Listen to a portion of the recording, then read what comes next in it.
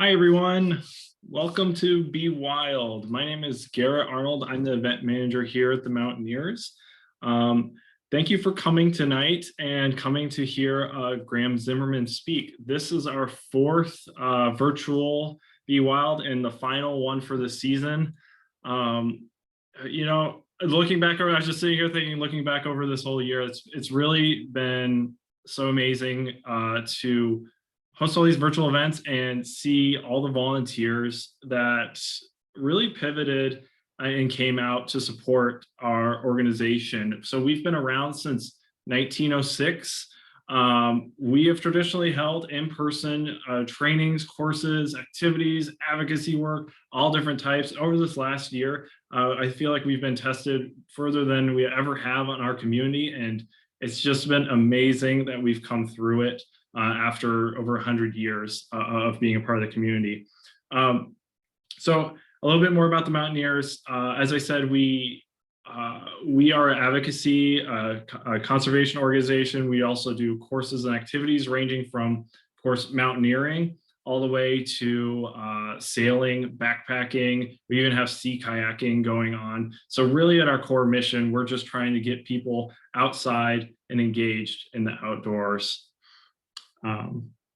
And just before I introduce Graham this evening, a couple ground rules. And make sure my slide switches here. I can see it. There it goes. We're going to host a Q&A tonight. All your videos and mics should be off, but if you have any questions, feel free to post them in the chat box, and then I am going to read them off, and we'll kind of quiz Graham on anything you'd like, ranging from his climbing world to his conservation advocacy work he's been doing. If you enjoy the event this evening, or you happen to attend our gala a couple of weeks ago, you really know what we're about. But if you enjoy this event, feel free to support the Mountaineers, either come volunteer with us, or through financial donations. You can check it out at mountaineers.org/donate. To make a donation. So you came here to see Graham, not hear me. So I'm going to introduce Graham here.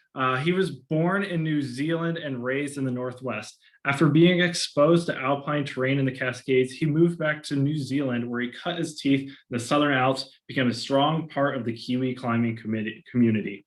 Then, after graduating from university in 2007, he moved back to the States and has been focusing on climbing as it applies to alpinism ever since.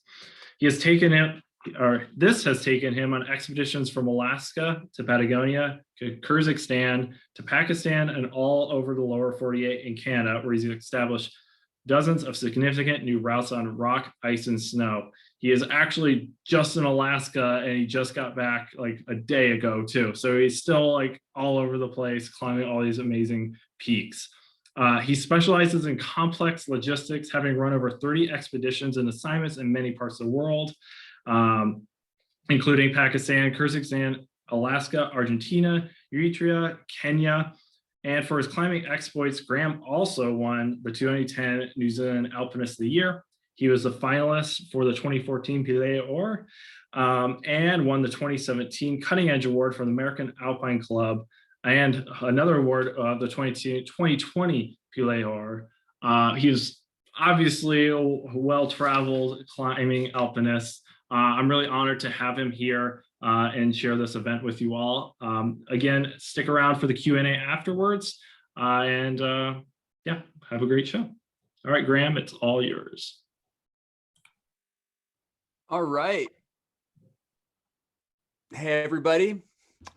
I'm Graham. Garrett, thanks for that. Thanks for that great intro. Kind of a laundry list there. And I think you'll find throughout this presentation that I am really just kind of a hooligan who spends way too much time in the mountains, which is something I really enjoy. So let's see. I'm going to share my presentation with you here. And I think we're good to go. All right. Looks good. Can you see that okay? Yep, that looks great. Story of an imperfect advocate.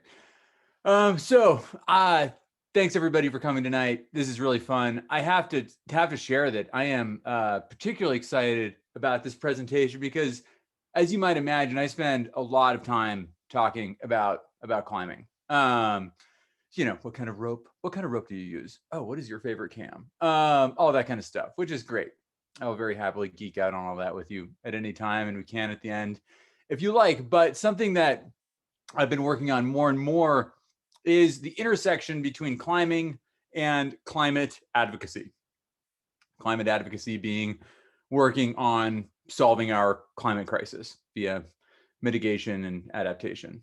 And that's really what I want to talk to you about tonight. And yeah, I'm really fired up about this. To give you kind of a little overview, I'm going to start out by kind of introducing myself a little bit. I won't repeat, the laundry list of assignments and awards and whatnot, and we're just kind of give you like try to give you a little like view into kind of what makes me tick, what I love about climbing. My favorite thing about climbing is that we get to make our own choices with how we get at it. We get to kind of choose, as long as we're not wrecking somebody else's day and wrecking the environment, we can kind of do whatever we want out there. And so kind of explain to you a little bit like my choices with what I like to do, what gets me going. And then I'm going to share some stories about climbing. We're not going to go super in depth. I'm going to kind of just give you some kind of idea of like some of the places I've been, some of the things I've seen, a couple of the things that I've learned. But like I said, we're not really going to dive too deep into the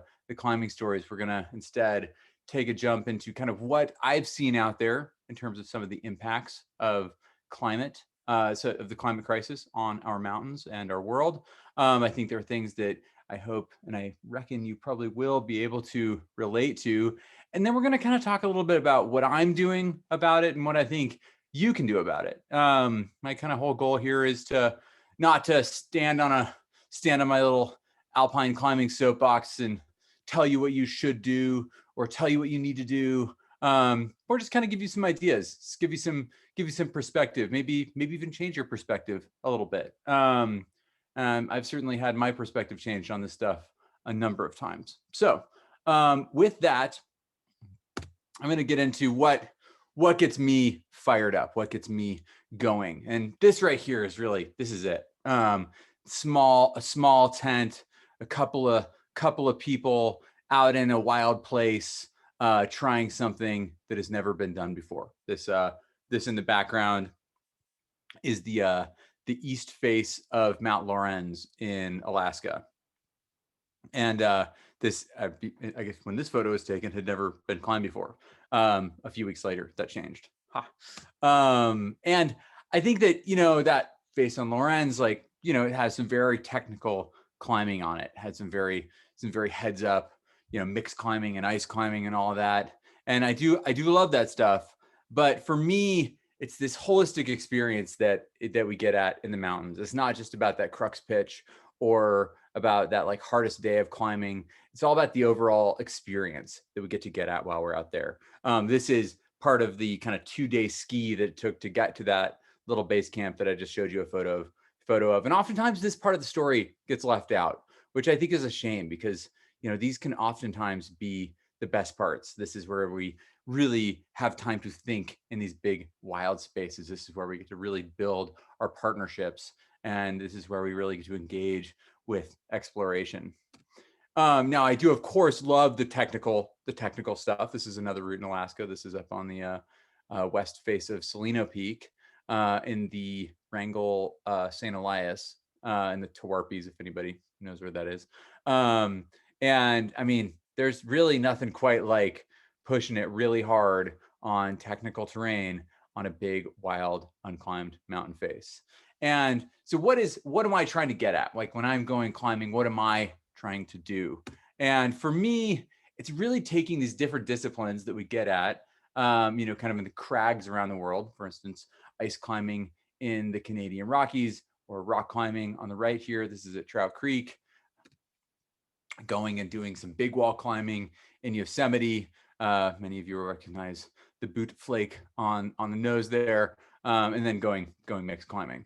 And we take all these things and, we take them and we learn about them in these kind of controlled environments of, the crags and kind of ice falls and frozen waterfalls of the world. And then we get to go apply them to these really cool places. This is another ice pitch, but rather than this one coming off the ground, this one is on the second or third day on a big new route up in Canada. And being able to take all these skill sets and apply them is really, really what gets me fired up. And it allows us to go do some really cool things. This is down in Patagonia. Many of you will recognize this as the kind of entrance pitches to the Exocet chimney in the Serra Torre group on Aguja Stanhart. And then we get to also sleep in some very cool places. This is looking back at our tent on K6 West when we made the first ascent of the Southwest Ridge. And I just, so you always got to note the sweet bivvies because it's always a pretty cool deal. This one in particular was great because, as you can see, we found a flat spot. We didn't have to dig out a big platform, which we were, when we set up this tent, very ready for. Now, my favorite part of climbing, the thing that really, really makes it all come together for me, is partnership. And this photo right here is of Steve Swenson and our dear friend, Haji Rasul. And Steve, I think, is in the audience right now. Hi, Steve. But these are two men who would really not have met, almost certainly would not have met if it weren't for climbing. Rasul is a village elder in the town of Houché. He is a vibrant, amazing man who's, very creative, very hardworking. Also, lives in a deep remote valley in the midst of the Pakistani Karakoram. Steve is a engineer from Seattle, and of course, as I assume you all know, one of America's best climbers ever, particularly when it comes to the Karakoram. Tried to toot your horn there, Steve, but I couldn't help it. But these two, because of climbing, have been brought together and are dear, dear friends. They've been going on expeditions since the early 80s. Steve subsequently has introduced me to Rasul's kids. We're helping to put them through school. It's like these really wonderful, intimate relationships. And, oftentimes we think about our partners, such as Steve and I, which is, certainly something that I absolutely adore. But as we start going into these bigger mountains, that even expands to reach those communities with which we interface, which is really, really special. So a little more about me. I live in Bend, Oregon. That's where I am right now. It's where I've spent most of the last year and a half, which, has been pretty good. Bend is a pretty good place to be. And I go climbing at Smith Rock a lot. I run a film production company. This is shooting on a project in Italy. And, so I'm not, people I think sometimes get me confused with like a full-time pro athlete, which, I do the sponsorship thing a bit, but I also run a company here in Bend. I'm also, just kind of a hooligan of a dog father. Certainly not a very good fly fisherman, although I do try occasionally. And, and we've got our little family out here in Bend. And it's kind of, for me, it's all about creating a balance between all of these things. And balance is something that we're going to get back to, kind of finding that balance between family and climbing and having a place to live. And of course, our impact on the world around us. So to kind of dig into origin stories a little bit, as Garrett shared at the beginning, I'm originally from New Zealand. I cut my teeth down in New Zealand in the Southern Alps while going to university. And then I moved back to the States and started pursuing climbing. And for a long time, it really didn't look like, having a real home, let alone a, wife or a dog. It was like haircuts in the Tuolumne campground and just going climbing a lot. And climbing has been the thing that has been the thread through my entire life. It's something I've done a lot here, kind of closer to home in North America. I've done some of the kind of sillier things that we have around North America as well. Many of you will recognize the Ouray Ice Festival competition here. I fell off right after this photo was taken. I've gone back down to New Zealand and climbed a lot down there. This is rock climbing down in Fiordland. a very dreamy place. I've taken some trips down to South America. This one in particular was pretty cool. We went down to the Atacama of northern Chile, and we're working on a NASA, a combined NASA and archaeological project. NASA was there looking at we were doing terraforming research on the dry side of this volcano, and then the archaeologists were looking at this high Incan I guess archaeological site on top of this 6,600 meter volcano. Pretty cool trip. And then I've spent a lot of time down in Patagonia, climbing down there. This is down in Torres Del Paine. This is my buddy Ian Nicholson, who's a local mountain guide there in Seattle. We were down there trying to climb some of these towers. You can see just climbing on amazing rock, and then also getting into some kind of nasty weather. This is like, we had an 18-hour weather window. This is when it got dark and got stormy. And then Alaska is a place where I've ended up spending a lot of time. It has been very special to my heart. You know, it's a place where, once again, to kind of get back to that photo we were talking about of going on these big adventures where you drag sleds around and go try to find these things that haven't been climbed yet, could be very special, and you get yourself into some very, very cool terrain. And some of that, sometimes you're down just hanging out on the glacier, drying out all your stuff. And then other times you're camping way up on these mountains, and it is spectacular. And then we have the Pakistani Karakoram, which is turned into a place that is really near and dear to my heart. If you were to ask me why the Pakistani Karakoram, it is because there's not that much snow. There's really good rock. The mountains are huge, and the faces are steep. Plus, the culture is super cool, and there's a lot of stuff that's unclimbed. And for the likes of me, that's putting it all together. Also, climatologically very interesting. If you ever want to dig into kind of one of the wacky climate things, the Karakoram Anomaly is worth taking a dig into. Basically, we're seeing some glacial growth there because it was normally so cold, and now as the temperatures are going up, the air is actually able to carry more water while still freezing. So we are at the moment getting more snow in Pakistan, and therefore a brief blip of glacial growth that we expect will be gone in the next few years. Kind of interesting. And this is a place that, you know, has really captured my imagination, and honestly has captured my imagination since I was a kid. I remember seeing in like one of the old National Geographics, I think it was, you know, Todd Skinner and those guys up there climbing on Nameless or on Triangle Tower, and it was kind of one of the first times I looked at a photo of climbing. It was like, holy shit, that looks cool. And it's always kind of been in the back of my mind ever since. Then we have the storms we deal with out there, and we have some pretty amazing climbing with which we get to engage. And once again, those great bippies. So, you know, as we look at these photos, as we think about these stories of climbing, and I want you to think about your own stories of climbing in, you know, the mountains, wherever they are, whatever gets you fired up, whether it's just going to the climbing gym and climbing on plastic, which is a very cool thing to do, or it's going trekking, or it's going, you know, climbing the Cascades, or whatever it is that gets you fired up. I feel like there are kind of some things that we, you know, that are kind of ubiquitous parts of the climbing experience with which we engage. And I see those as hard work. You know, we put in the training, we put in the, you know, the training, both physical and mental, kind of understanding our systems. We have this sense of joy. Sorry, Steve, I couldn't help but put this picture in here. This one really makes me happy. This is in Husha. And then we have, you know, this, you know, the sense of kind of suffering up there. Like, climbing's hard. Climbing can be a real pain in the ass.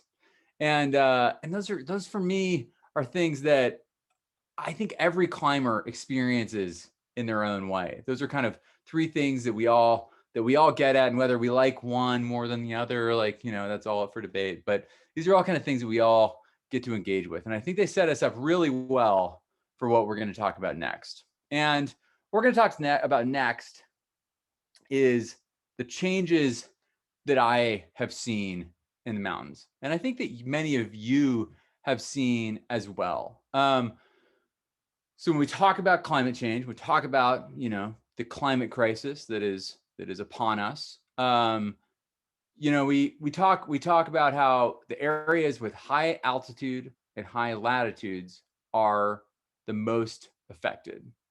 And that's really where we go climbing. That's where we spend a lot of our time.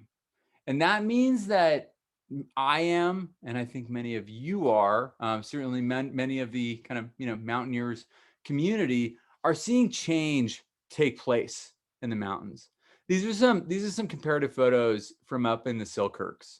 I think there's about 100 years of difference between these. I'm just going to kind of bump back and forth between these a little bit, because these are all spaces that, if you haven't been here before, these are spaces with which I bet you're familiar. And if you're not, I bet they look like other places that you've been. And there is very dramatic change taking place in these mountains. And this is due to climate change. Now, don't worry, I'm not going to give you a high school lecture on what climate change is, but since I do actually have a background in hydroglaciology and am a bit of a data and science geek, I can't help myself. So we're going to talk about it a little bit. The greenhouse effect is the reason that we can live on this planet. That is the reason that it is warm enough, and is the reason we are protected from the vacuum of space. We have these greenhouse gases. When solar radiation comes in, much of it bounces off the Earth, and then it bounces back and forth throughout our atmosphere, which is filled with greenhouse gases and keep us warm. And they're a very important part of life on Earth. As we look at a planet like Mars, there's really not any atmosphere. There's not a lot of, there's no greenhouse effect, or very, very little. And what that means is that it's a, place of, life, likely can't exist. And if it can, it's not as vibrant as it is here. I guess that sort of remains to be seen, although we're getting closer to figuring it out. And there's something that's been taking place over the last 100 years, or 100 or 150 years, which is we have been burning fossil fuels and the world has been getting hotter. So this chart right here is looking at the increase in the burning of fossil fuels. Much of this would have been coal in the past. Now it's kind of a mix of a whole bunch of different things. And so this is looking at the increase of the burning of fossil fuels over the last 150 years. And you can see it's gone up dramatically. And something that we've seen directly correlated to that is an increase in the temperature on our planet. Now, worth noting that the x-axis here is very different, but this is just the chart I had on hand.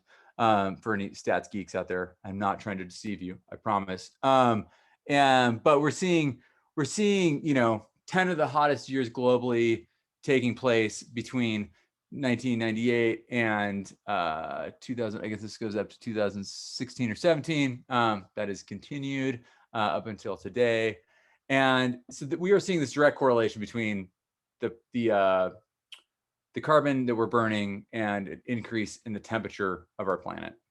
And this is something that, for me, here, I'll go back. We'll go back to that slide. This is something for me I've always known about. This is something that's never been like a mystery. It's never been something that I denied. It's never been something where, I was always something I was aware of. I mean, for God's sake, I have a background in glacial hydrology. Like, if you want to get funding to talk about glaciers, you've got to talk about climate change. But for me as a climber, for me as somebody who's traveling a lot, who was going to Patagonia, who was going to Pakistan, who was going to Alaska, it was something that I felt, I had to make a choice. I had to be kind of willfully ignorant of that if I wanted to pursue climbing. And that was something that I was always kind of challenged by. But when you're in your 20s, it's pretty easy to ignore stuff. So I did a pretty good job of that. And that meant that I went climbing and I didn't worry about it. And it wasn't until about 2016 16, and I was at a film festival, and I was hanging out with a group of people. I think we were like drinking beer and, you know, talking trash. And one of them was one of the executives from Protect Our Winters. And they were kind of asking about what I do. And I was telling them, you know, I'm a climber. And at the time I was working in geology, and I guess I'd recently launched a filmmaking company, and oh yeah, and I have this background in glacial-hydrology. And they were like, what the hell? You have a background in glaciology and you're a climber? Why aren't you working with Protect Our Winters? And I was like, oh, well, you know, I can't, like, I travel too much. And they were like, listen, don't worry about that. We will get through that.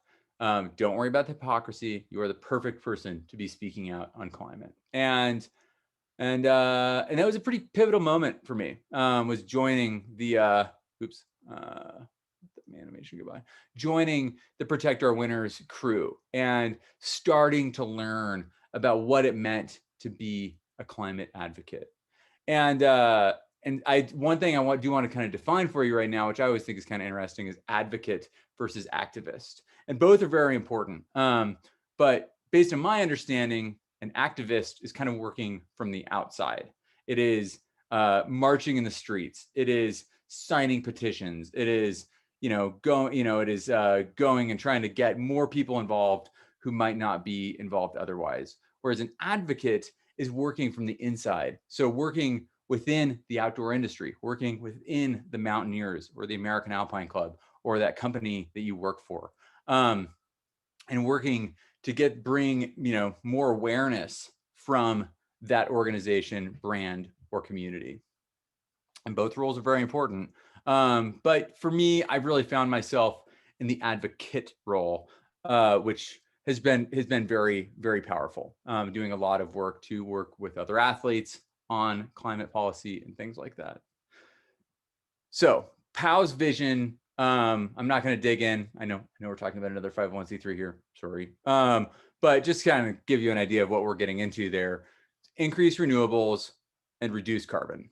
And what it comes down to for athletes and for the likes of me is action over apathy.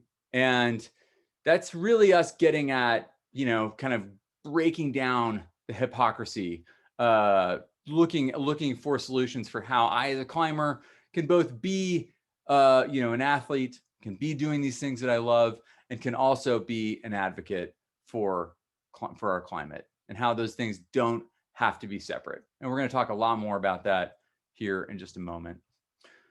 But that journey with Protect Our Winters has taken me from my local, my local kind of city level policy work. This is testifying on a local price on carbon bill. I've spent a lot of time at the state level, and then I've spent a lot of time over in DC as well. This is me and John McLeod on the right. He's the GM over at Mount Bachelor, meeting with our representative Greg Walden in DC. And here's us sitting and telling him what we think. And this is, for me, has really the kind of biggest thing I've done so far, which I don't have a great photo of, but it's kind of a funny story, is I did a congressional address a little while ago. I guess it was last year now. And the funny thing was that it was virtual. It was on Zoom, which kind of took away some of the prestige, I think, but also meant that I didn't have to travel as much.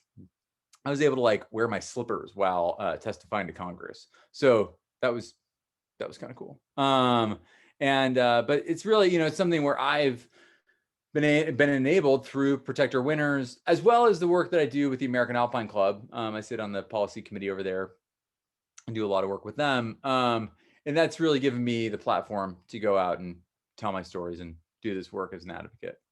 Now, what is the big thing that we deal with? What is, for any of us, what do we deal with when we're talking about climate as somebody who goes on climbing trips?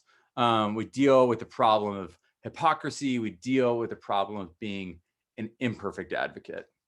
And that's really what I'm going to spend the rest of our little talk here addressing, is, shall we call it, the art of imperfect advocacy. So here's where I'm going to start, is with this slide right here. So on the right, we have an expedition with 5 people who went to the Arctic National Wildlife Refuge. They went up there. They flew from the lower 48. They flew up to Alaska. They took a series of bush planes. They went skiing. They, I guess it wasn't heli skiing. It was human powered skiing. But it was kind of a big trip. And that cost 8 metric tons of carbon. When Steve Swenson and Mark Ritchie and Chris Wright and I all went to Linksar for 3 months in 2019, I totaled up all of the carbon on that, did a full carbon audit, and then offset. And I think that totaled at about 23 metric tons of carbon over the course of 3 months for 4 people. Now, what we're comparing that to on the right is the top 10 average American coal plants and what they produce annually, which is over 20 million metric tons of carbon. Now, 8 or 24, 23 or whatever it was in Pakistan, that's not even a rounding error in a number this big. And so when we look at these two numbers, we really need to ask ourselves, what is the problem? And what do we need to be dealing with? Do we need to stop going on these cool trips that we maybe are able to use as a tool as climate advocates? Or do we need to start addressing, the elephant in the room, this massive, carbon expenditure that comes from energy. Alongside this, we have the carbon expenditure that comes from transportation, from our vehicles, from how we transport our goods, from agriculture. And I'm not gonna get too into the weeds here and which is the most important. There's a lot of debate that goes on there, but the short of it is that the big problems that we have to deal with are not personal, they're systemic. They are the way that our system generates and uses power.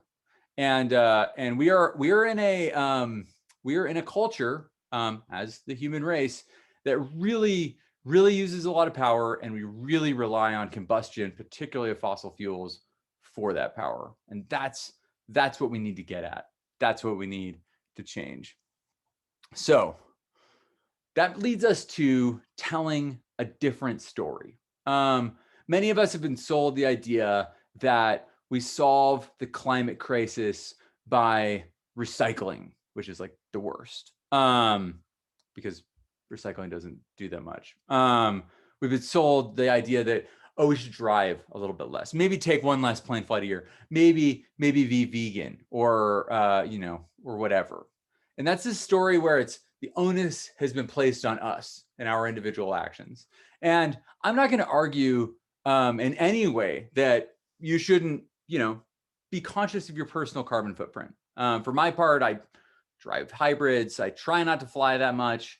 I'm more or less vegan, even though I try to use plant-based. It's a little less pretentious, I think. And I look at my carbon footprint the same way I might my bank account. I want to make sure that my bank account is in, good working order, that I, have enough money in there. But I also put money in the bank to spend it, to go do things that I want to do. And I'm intentional with that, and I pay attention to it. So for me, I used to kind of go on 2 or 3 trips a year. These days, I go on one really big trip every couple of years, and then take smaller trips in between. But when we look at what it's, so that's the story we've kind of all been fed, is drive less, eat less meat, all that kind of thing. But what if the story instead was, what I want for my future and what I want for your future is for you to be able to get in your electronic vehicle there in Seattle. I want it to be plugged into your house and all charged up from a grid that is running on renewables. And then I want you to be able to drive, to the Canadian Rockies, maybe stop along the way to have to plug your car in for a little bit and drink a little bit of coffee, still running on that renewable grid. And I want you to be able to drive over that border, go climb in the Canadian Rockies, climb some ice routes, have a great time, go on that adventure, go do those things that really fill your cup and give you the power to kind of do the work that you need, and give you the stories that you can utilize in order to create, the world you want to live in, and then drive home and have that be something that is done in a carbon neutral or carbon efficient way. Versus right now, that's really tricky. We don't have the infrastructure in place. We don't have the technology in place. Now the technology is available. The infrastructure is something we just need to pay for. So then that leads us to the question of, how do we make that happen? How do we create that world that we want to live in? How do we shift that narrative from being able to drive to the Rockies with my EV versus my goal as being an advocate to be like, to live in my house without the heat on, and to just eat carrots out of the backyard, which doesn't sound like you get a lot of great climbing done. Also wouldn't be a great way to communicate. So how do we get there?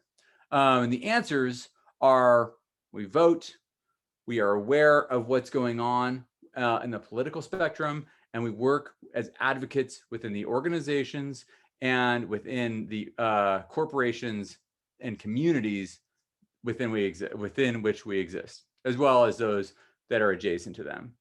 And how do we do that? What is the tool that we have to do that? And that, my friends, brings us to the power of story. And if we look back at what I've just been spinning yarns to you about for the last half an hour, what I've done is I have talked to you about things that we all have in common. This love of the mountains, the love of being in high spaces, that kind of ubiquitous sense of working hard, finding joy in the mountains, and maybe suffering a little bit. And utilizing that story as a little platform through which we could talk about how we utilize those same tools to be advocates in our community, how we utilize the mountains and our stories within the mountains as our platform with which we can share our opinions on how we need to create the systemic change that we need, how we can get our communities to vote, how we can get the corporations that we work within to show up, to make change, and how we, bleed towards that world that we want to live in, the one in which we can go on cool climbing trips, do these things we love, and do so in a carbon efficient or carbon neutral way. And this is a journey. This is, once again, to go back to this this image right here, talking about my favorite part of climbing. It's not necessarily the climbing itself. It's not just the it's not just the summit, certainly. It is being on this journey with these people whom I adore in these places that I am inspired by. And it's the same thing that we're doing with climate. We're joining together, we're working together as a team, and we're going, and sometimes we get to testify to Congress, and it's really cool. That feels kind of like a cool M8 pitch or something like that. But a lot of times it's just hard work. Lots of times it's just putting in the time. Lots of times it's just finding the organizations that we believe in and helping them out. It's having those hard conversations with people in leadership. It's setting up those internal committees, whether at 501c3s we work with or corporations we work within, to find ways that we can do better and have influence both on policy and to create the financial incentivization needed to create that world that we want to live in. And this is hard. This stuff is really challenging. There's not a silver bullet. There's not one thing that's like the perfect solution.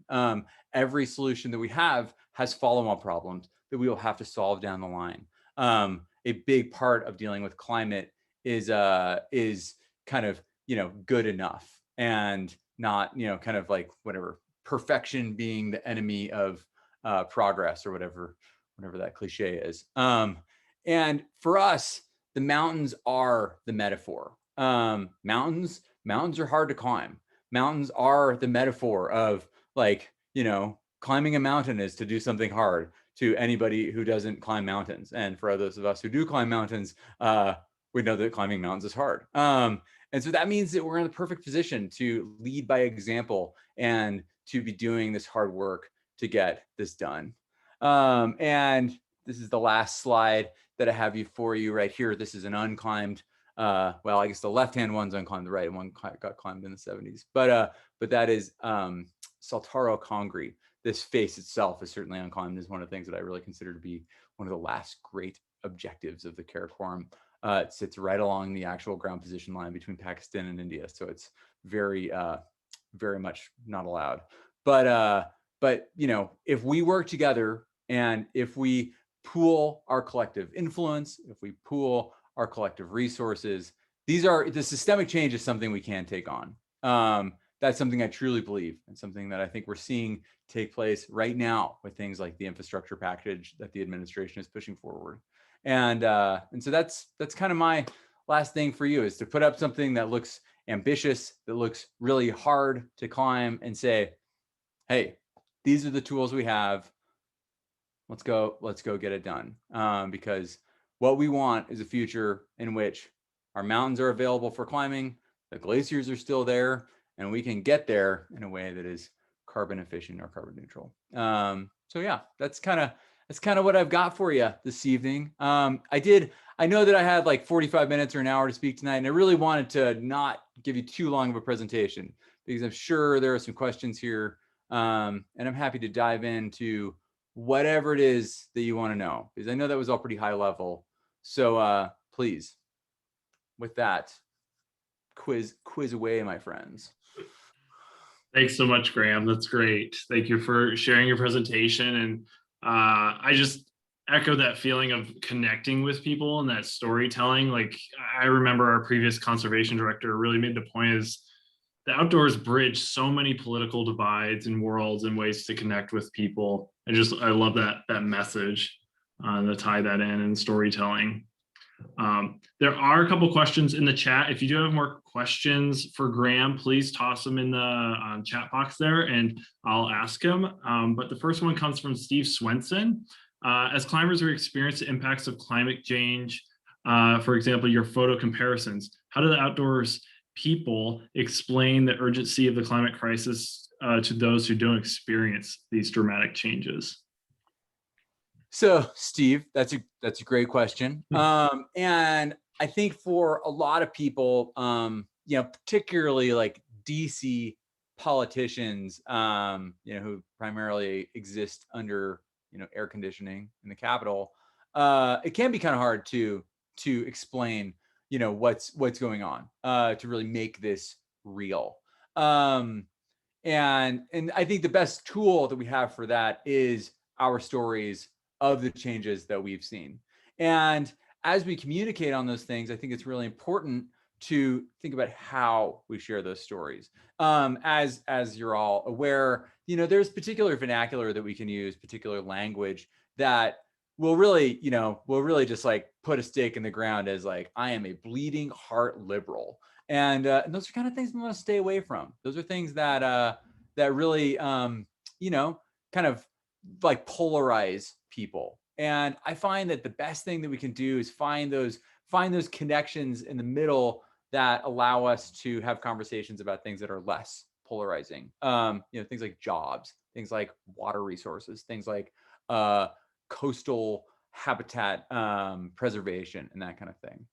And that's, you know, so that's kind of for like people who maybe don't really experience climate. Now, the thing is that, you know, we're kind of reaching a point where there aren't really many people who aren't experiencing climate change for one reason or another, even if they don't really call it the same thing. And I'm gonna provide you with a couple examples. You know, like the kind of hook and bullet crowd. You know, generally a little more conservative, but they know that the climate is changing. They understand that the ocean is becoming more acidified, that the streams are becoming more warm, and that, you know, breeding patterns and migration patterns of animals are becoming disrupted. They recognize this, and they may use different words to describe it.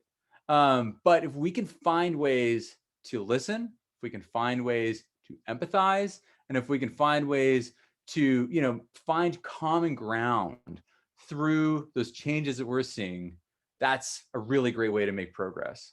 And another one that I think you'll get a kick out of, Steve. Actually, Steve, you've heard this story before. Steve and I have sat in base camp together a lot. He's heard most of my stories, but for the rest of you, I was in DC, and we were talking to Representative Cook from Eastern California, who represents Mammoth and Joshua Tree and all that stuff. And we were, telling him about how much we care about climate. Oh yeah, and the snowpack matters and the mountains matter, and he wasn't having any of it. And he was just like, whatever, and kind of brushed us off and left. And so this is one of my first trips there, and we were utilizing all that vernacular of climate change and the climate crisis and being carbon neutral and all that kind of thing. And he blows us off and leaves. And we're sitting there with his staffer, and his staffer is sitting there kind of smiling at us. And it's like, what do you want? Like, and it's this kid who's probably like 23, and he's kind of snickering at us. And he's like, you guys don't realize that in Cook's district, we're going to be totally on solar and fully on renewables in the next 15 to 20 years. And we were like, what are you talking about? Like, how does that compute? And he's like, we don't really give a shit about the sage grouse or about the snow. We're making a ton of money off of power. We're selling it to LA, and we're creating a bunch of jobs. And it was like, oh, wow. Rephrasing the language and looking at what they need and what they want would have actually put us in a place of common ground versus a place of antagonism. And what we found was that they were already on track. They're kind of crushing, and they just have very different reasons than us. And so finding that common ground can be a really important tool. Great, thanks. So Ross McFarlane has another question. Graham, so great to hear your thoughts. It hit the bullseye in my personal Venn diagram. The Mountaineers Conservation Committee is developing a strategy for how that organization should engage on climate issues. What's your advice for mountaineers and all of us who love the mountains? I think, what is my advice? I think it is to think about, this is kind of, I'm sort of beating a dead horse here, but like, think about your own story. Think about how climate has affected you. Think about your personal narrative, and rather than screaming at others about what needs to happen, share your story. And then that gives other people the opportunity to share theirs. And by listening, by acknowledging, and by empathizing with their story, you give them the ability to do the same for you. And through that, we create, the intersections that we need in order to have the conversations that we need to have in order to create the change that we need to make. And I think on a personal level, as well as an organizational level, that's really important. Like, we do not want to alienate. We want to make our message accessible. And we are having a lot of conversations about accessibility right now when it comes to disability or DEI, and those are imperative. But I think that we also have to think of accessibility when it comes to the political spectrum, particularly when it comes to communications on things like climate or conservation or things like that. So I have a question, Graham. When you first started working with Protect Our Winners and started doing advocacy work, what surprised you the most? Like when you walked in the door and you're like, all right, I'm going to be an advocate and testify, versus when you hit the ground and the reality of it. Were there certain moments where you were surprised or felt like you hit the learning curve on it that you can let people know about if they start becoming advocates? That's a really, really good question. What were the kind of sort of hurdles? For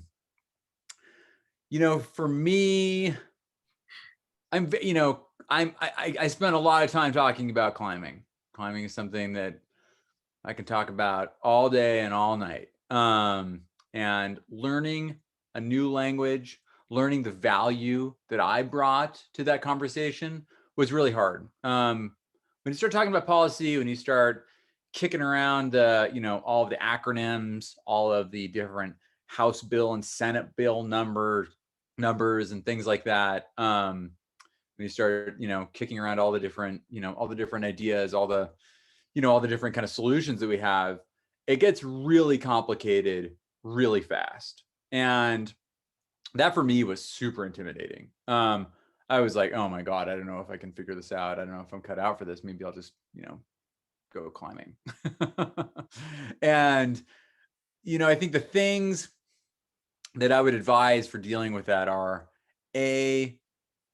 ask people to explain themselves. Look for one-on-one conversations. Look for those spaces in which you can say, hey, wait, what do you mean by that? Hey, what is that thing? Or I don't understand.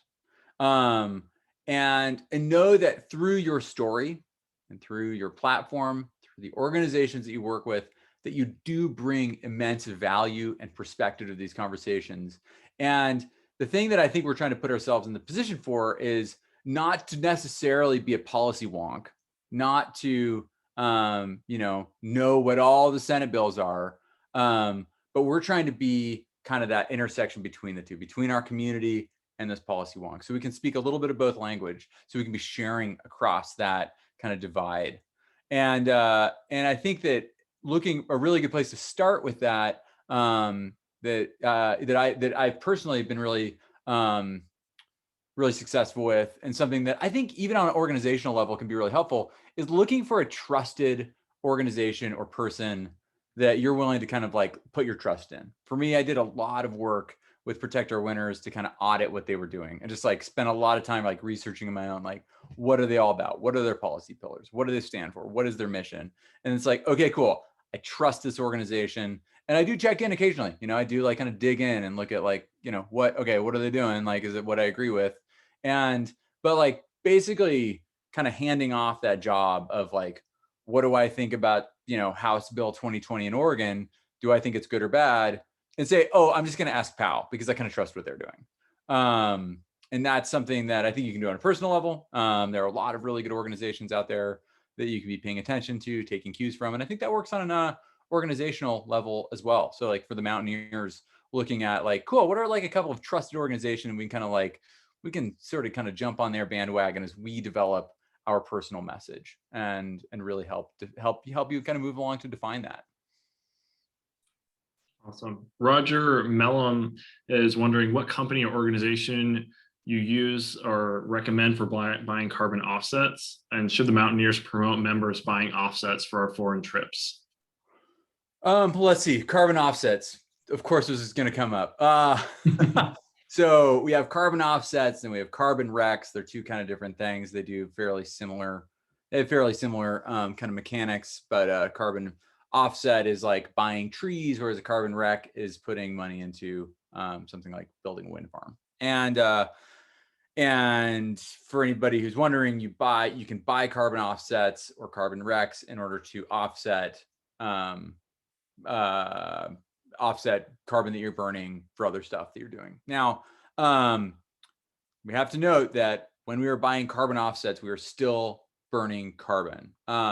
It is not a solution, but it is something of a stepping stone.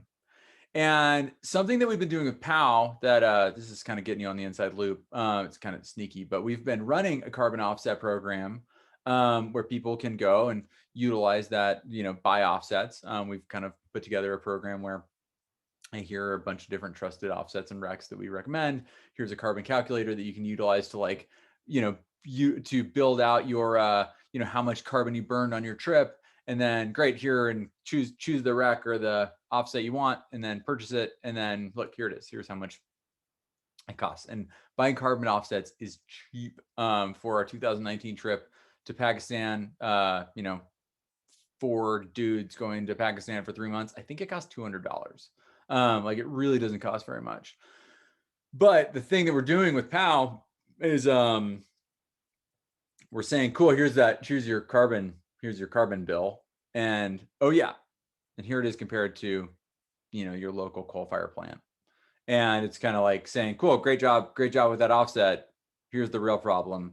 Let's talk together. Let's talk about how to deal with that. And so it's a really good way to kind of get people aware. I think it's a good way for people to, think about what they're doing. But it should be used as a communication tool, not as a solution. Great. So James Platts is wondering kind of what's the list of the actual climate advocacy work that needs to be done? Like what's kind of maybe like the top three things you think people should be talking about, tasks that need to be being done, like registering people to vote or raising money or volunteering?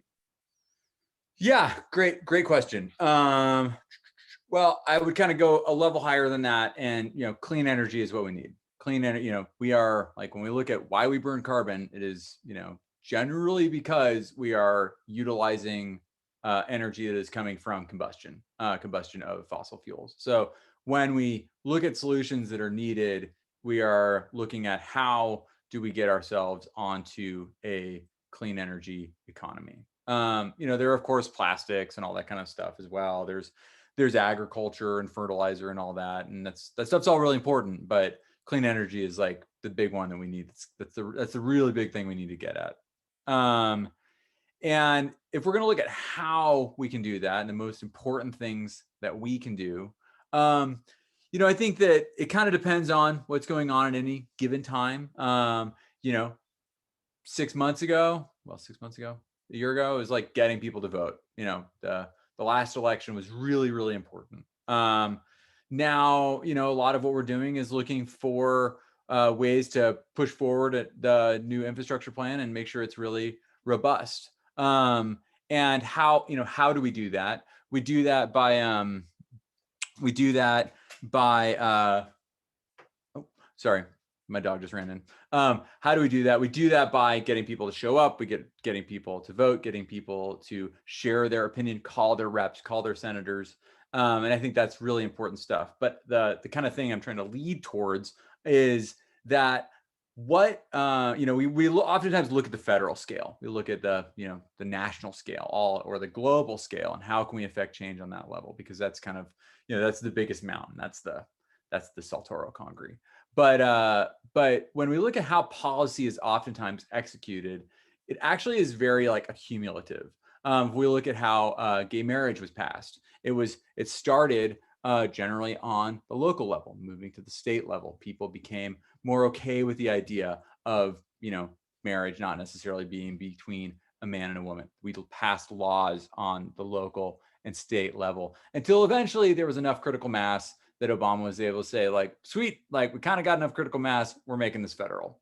And as we look at solutions and how we can be involved, operating in those smaller ponds of your city or your county or your state are really, really effective places to be working. And that would actually be something I'd really recommend, is looking for, like, if you're working in Washington State, like, how can you be working on making King County more carbon efficient? How can you be making Washington State more carbon efficient, more moving towards a green energy economy? How can you be creating an example for the rest of the country as to how this can we can make this work out? I mean, a great example is when we start talking about pot. Like, a bunch of eastern states and southeastern states thought it was crazy that Colorado legalized pot, and then Colorado's like, started presenting the numbers of how much money they're making off of this cash crop, and everybody else is like, oh, maybe we should do that. That's a lot of tax dollars.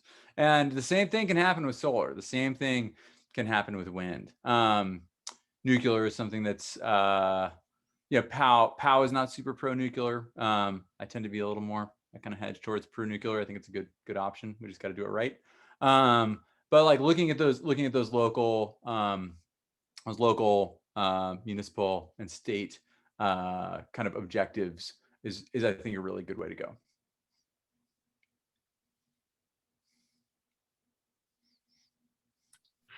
A couple last questions here. So from Francois, more and more as mountain climbers, I feel like we're being criticized for wasting a lot of resources to satisfy our own selfish needs to go somewhere far away and climb peaks. I like the slide comparing the carbon footprint of the expedition versus the coal industry, but most people would feel that it's the easy way out. What do you recommend saying to people who still criticize us for traveling to these faraway destinations? Well, okay, so there are like a couple of things there. One, people can be dicks, and that's kind of what people do. And there is certainly, we've got a lot of cancel culture going on. We've got a lot of people trying to, like, whatever, tall poppy syndrome or whatever you want to call it. And there's, some sense of if you're gonna stick your neck out on this stuff, like you got to kind of have some hard skin. And sometimes that just means you gotta, ignore, block, delete on social or, whatever. And that's hard. That's something that's like, it's not easy. I don't know. I'm kind of a softie. I kind of like being nice to people. I don't like it when people are mean to me. So that's certainly something I struggle with. And I think that one of the best ways to manage that is to work with your community. So Francois, if you're going on a trip and you're talking about climate, like, let me know. And I'll like jump in there. And, if you need some defending, or if you just need somebody to like kind of pump you up, I'm happy to be that person. And that's something that we can all build that support around ourselves, from people that we trust and people that trust us. So that's a really important, I think that's a really important component to all of this.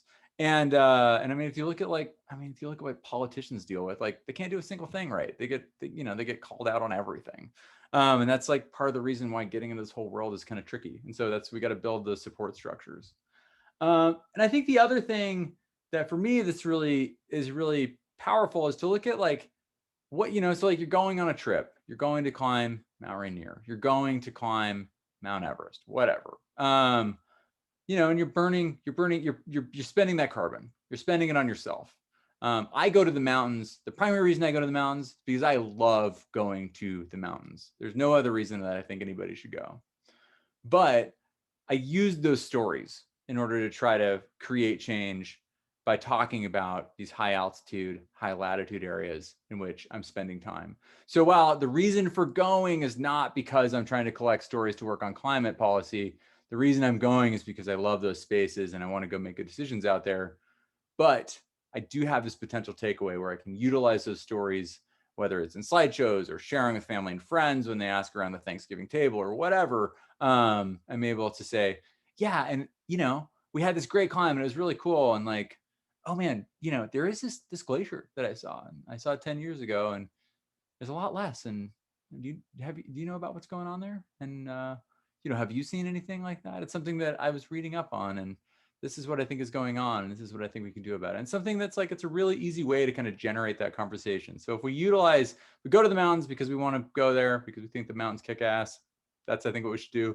But the things we bring home, we can utilize as tools in order to make the world, the kind of place we want to live in. Great.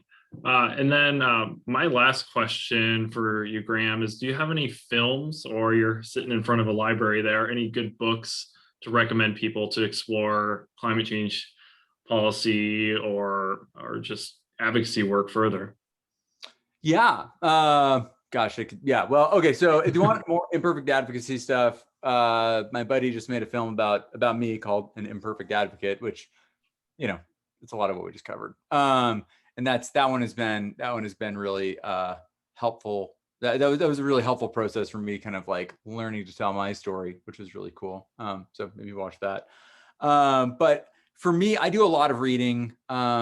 I work as a documentary filmmaker, but I don't watch that many documentaries these days, which is kind of a shame. But for me personally, let's see, a couple of book recommendations would be, I do like Bill Gates's latest book.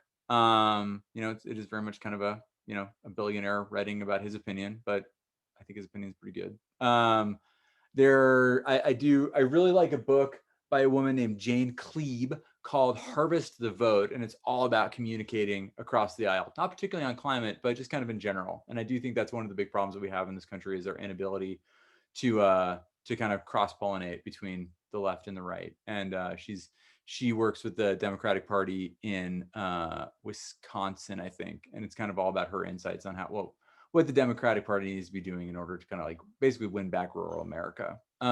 Very, very insightful, cool book. And I could just kind of stay away from anything too big and nasty and thick. Come up with one more. Actually, this one's kind of cool.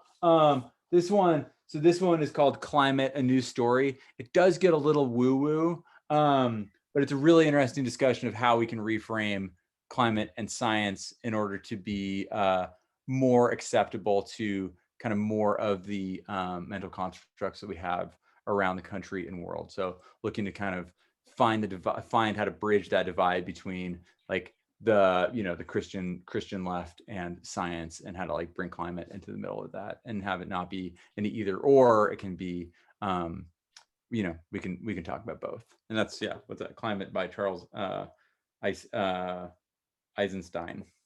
Pretty cool one. So there's some book recommendations. And I guess the last one would be one of my favorite communicators. Sorry, one more. Is Ayanna Elizabeth Johnson is a total badass. She's a woman who is a marine biologist and is just a fabulous scientific communicator. And she does a show with Gimlet Media, a podcast called How to Save the Planet, which I would highly recommend. Yeah, I listened to that too. It's really great. They explore a lot of these difficult issues. Totally. She's super cool. Wonderful. Well, thank you, Graham. Thank you, everyone, for attending this evening. So this talk was recorded. So if you forgot these book recommendations, or you want to come back and just listen to the talk again on some of the key points and share it around too. It'll be up on the Mountaineers YouTube. And please keep a lookout for Graham doing his work out there for us, and protect our winners too, and the Mountaineers. All the great things going on. So hope to see you all in the mountains, and take care. Have a good night. Thank you for having me, everybody. Y'all are great. Good night.